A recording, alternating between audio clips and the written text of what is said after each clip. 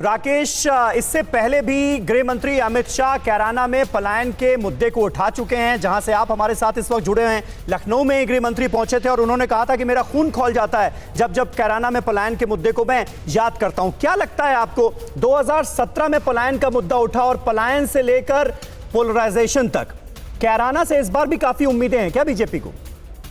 देखिए समीर जी, कैराना वास्तविकता में एक मॉडल है कि किस तरह से समाजवादी पार्टी के शासनकाल में वहां अपराधियों को संरक्षण दिया जाता था। संगठित अपराध बिल्कुल खुली तौर पर वहां पर जिसको सरकारी संरक्षण था, और उसके कारण से व्यापारियों को पलायन के लिए मजबूर होना पड़ा था। योगी आदित्यनाथ सरकार आने के बाद किस तरह से व्यापारियों को वापस लेकर के आए, व्यापारियों ने आकर के वापस अपनी जमीनों पर अपने कारोबार को संभालने का काम किया, और मुख्यमंत्री जी ने स्वयं पहुंच करके उनको भरोसा दिलाने का काम किया कि अब उत्तर प्रदेश में योगी आदित्यनाथ की सरकार है और योगी आदित्यनाथ की सरकार आपको सुरक्षा का पूरा भरोसा देगी। पीएसी के एक बटालियन के कैंप का वहां पर उन्होंने शुभारंभ किया, वहां चौकी को मजबूत किया, कानून व्यवस्था को ठीक करने का काम किया, और जो कैराना का एक संगीत के साथ पुराना वास्ता रहा है, कैराना की अपनी एक पुरानी पहचान रही है, उसको फिर से स्थापित करने के लिए एक वातावरण बनाने का हमने काम किया है। हमें पूरा विश्वास है कि उत्तर प्रदेश में आज हमने जिस तरह से कानून व्यवस्था को चुस्त दुरुस्त करने का काम किया है, इसके आधार पर और एक विशेष तौर पर हमने जो एक बुलडोजर मॉडल आज पूरे देश भर में जिसकी चर्चा हो रही है कि कैसे अपराधियों की संपत्तियों पर आज योगी आदित्यनाथ सरकार का बुलडोजर चला है,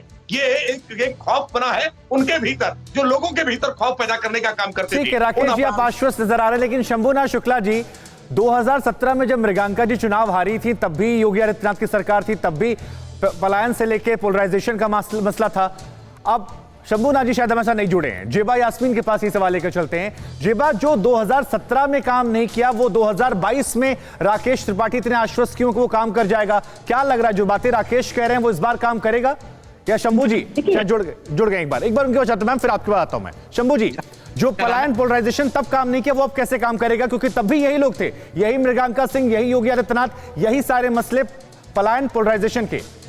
कैराना में पलायन का मुद्दा मृगांका सिंह के पिता हुकुम सिंह ने ही उठाया था, और तब नाहिद हसन का ही कई बार वीडियो वायरल हुआ।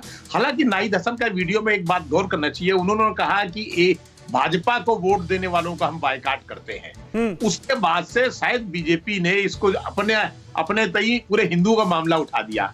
मैं उस दौरान भी कैराना गया था, मुझे ऐसा कोई बहुत ज्यादा फील नहीं हुआ। ये लगा कि बीजेपी ने इस चीज को कैश करने की कोशिश की कि हिंदुओं का पलायन हो रहा है, जबकि नाहिद हसन वहां पर बीजेपी के लोगों के कह रहे थे उनके सामान का बायकाट करो, उनकी दुकानों का बायकाट करो। दोनों चीजों में फर्क है।